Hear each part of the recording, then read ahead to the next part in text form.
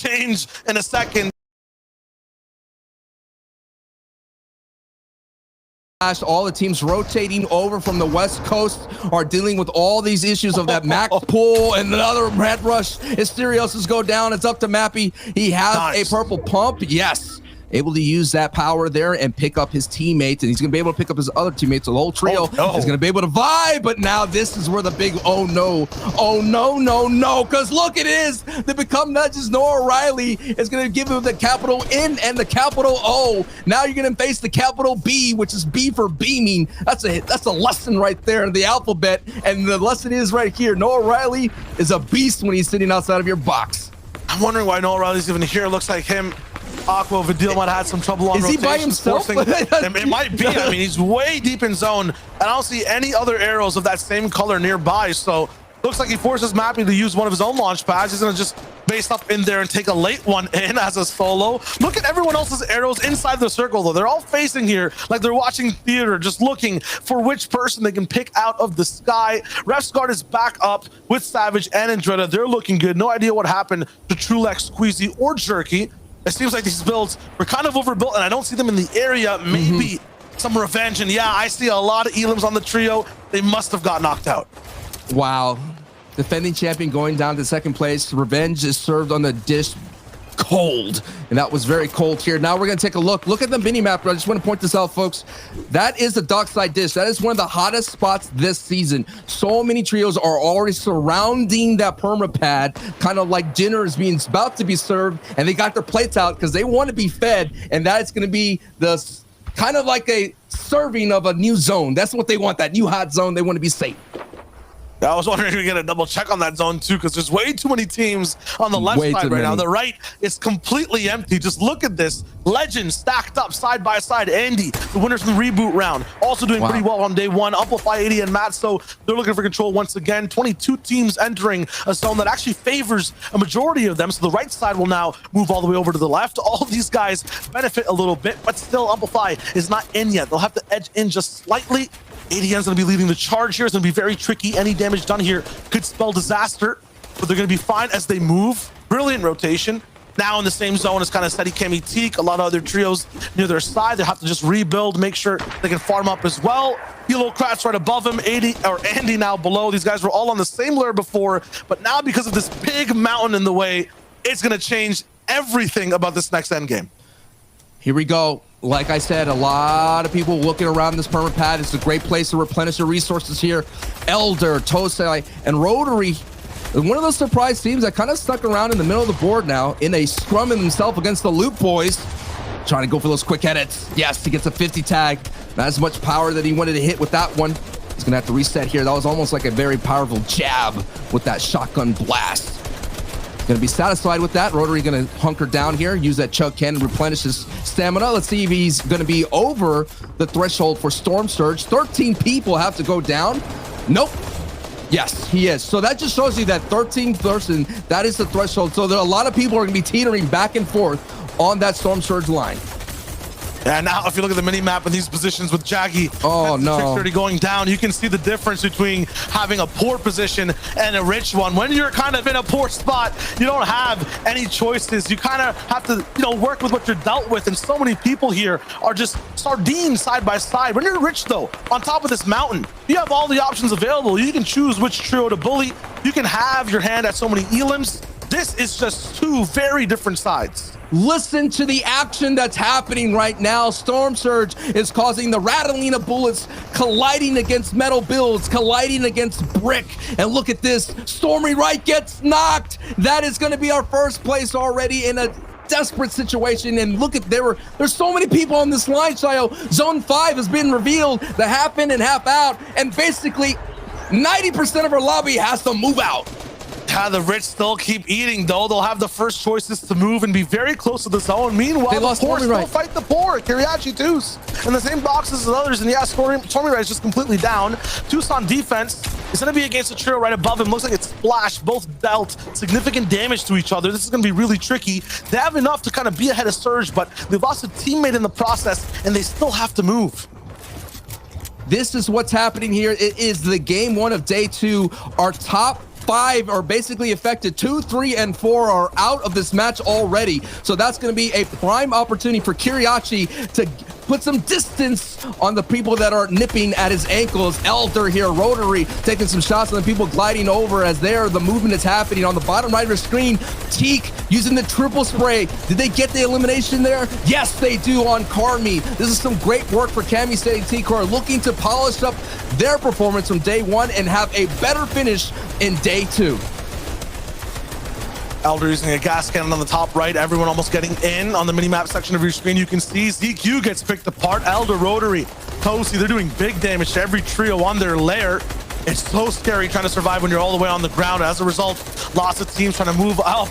This one at the top right, they don't have the same game plan. They're looking to get down. They're looking to just get gritty with everyone else.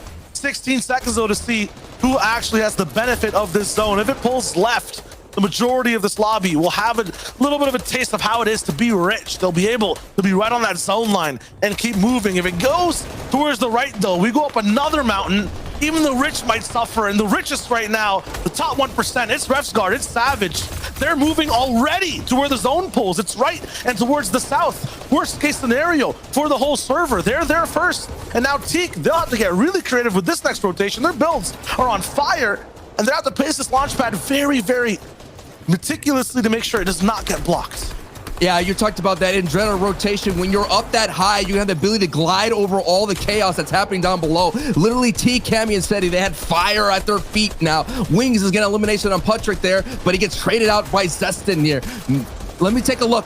Who has the advantage? We're Steady and Andretta. We're able to get there. Steady's going to fly over. Savage and Tayson. Looks like Tayson's on the ability underneath all that. Orion's there is too. Steady and Cammy and Teak are going to stick down to the ground. And hey, this trio has been in-game a lot in day 1 on the low ground. Yeah, this entire zone's going to be a roller coaster. We're going up, down on the side of the mountain. That's what I wanted to see. Low ground's going to be changing. And yeah, Savage, RefsGuard, and Drutta, they still hold on. Elocrat's going up with the launch pad. Everyone's forced up. The big ride. Hen's trying, but he gets blocked from one side. Now the entire trio's kind of split apart. Is this a teammate or enemy? Not even Hen knows. He's going all the way up. He has to leave him behind. Still moving. The zone's too fast to keep up with. He's taking 50 damage and not even a player. Hen's still going. Those aren't your teammates' builds. You got to go to the left. Keep going left. He still finds Chapix barely holding on to this very fast race, and there's people all around in every single build above him. Usually Hen's shooting him, but he can't actually find the space or the time. They finally get a little bit of a breather. Vito pops off with Tayson in the feed. They're going completely ham. And this is a nightmare escalator right now. Everyone trying to get up on the mountain as fast as possible. And you have to keep going because it's going back over the mountain. Janus gets a knock. Falconly gets a knock here, but we're watching Hen right now, who is one of the best box fighters. He gets in the back. It's the Asian champion. Gets clapped hard. Hen with the quick flick gets out the Asian FNCS champion with a brutal force. Hen, Chapix here operating together as a duo. And this is going to be a scary rotation. They got to move around this mountain here as Kezix gets taken out by the storm. Two men just making an impossible puzzle possible. This is crazy. Still not affected, still in builds. Hen's run out on the side of the mountain so high in the sky, and he can't even use the thing in Fortnite that helps you win every scenario. He has to do something here. Sure, right below 175 by Hen. Moves are not enough. Hottie blocks him off, and Dretta, though, he's still on height, surviving, thriving with his entire trio still alive. Teak is right below them. There's a big fight, 1v or 3v3 up there. Rotary's still popping inside the feed. Chapix did survive, but he's by himself now. I like what Chapix has in inventory as the Chuck Cannon. He could give him a little bit of breathing room as he's navigating these Emily builds, as he's waterfalling down, as Haijo's on the low ground picking up some eliminations. Kirashi and Toos may have been eliminated from this match here, but Savage, RefsGuard, and Dretta in 5th place have the ability to move up. As also Clement, Floki, and Deciptos there, a full trio. Cammy, Steady, Teak have been pushed from second from height and now going down to low ground, but it's this elevation that Savage and RefsGuard and Dretta that did really well and got a victory out in game 3. Yeah, now you'll see them just squeeze the entire lobby, not only with their bullets from up top, but down low to the zone. It's bouncing back up the mountain. Chapman's finally taken out, and now more will go down. They're all still in the zone, and we're gone. Zeke deleted. Kylie's the last one left alive with any just, impressionable HP to make this a clutch moment possible, but it's going to be against 3 different players of high calibers. Refscar's already blocked them off all the way in the front. Where has just gone down to the storm as well. No one is surviving, and the people who had height the whole time get your first victory royale of the day. It's Refscar and Dreda and MrSavage. And they do that with 7 eliminations as well. We saw them kind of just really do a textbook hold on height. We saw this in game 3 at Stealthy Stronghold, but that's the way you want to start day 2, considering last season, like I mentioned, they kind of took the foot off the gas. We talked about having enough gas to get it to the end. So far, a great hot start for those boys. Yeah, and for everyone else on the server, just heat at their feet. What a zone to play. That was tough. I want to know exactly who's second, who came 5th, because everyone went down at the same time. Zeke, Levin, Reese, what do you guys have for us? The first game of day number 2 of the finals, and it goes over to MrSavage, Levin. I never thought I would see this, but here we are. You can never count them out. You can never count out. They won a game yesterday, and they've started off today incredibly well. And look, that's the kind of game which, as a height team, as much as they've won, they'll be a bit frustrated, right? In the sense of when you get height and it's going across such crazy terrain, it's so difficult for you to get as many eliminations as you'd want, right? Typically, if you told me like a team stayed on height for that long as they did, you'd think, oh, they must have gone, maybe 12 plus eliminations. They must have had a field of a time, but it just gets so walker, right? They can't get as many as they want. Nevertheless, though, a 7 elimination Vic Roy for them at this stage, it's so good. It pushes them up. They were already in 5th or something, right, Reese? Like, they are going to be chilling now, and that confidence boost, it's a good start. It's going to be good, and I feel ashamed a little bit. I feel a little bit ashamed because I did my predictions. I didn't even put them top 10 because I thought that contestation, that fight they're having in Steamy Stacks may slow them down too much. But so far out of the 5 games, they've won 2 of them. So they have absolutely been able to, just perform in the games that they do manage to win off spawn and really apply that to them. So huge congrats to them, and I'm sure for the next 7 games, they're also going to continue to absolutely wow us as the games go on. And speaking of wow, Reese wanted to point out some things that happened in this last game and how the bus pass can affect Storm Surge in the game itself.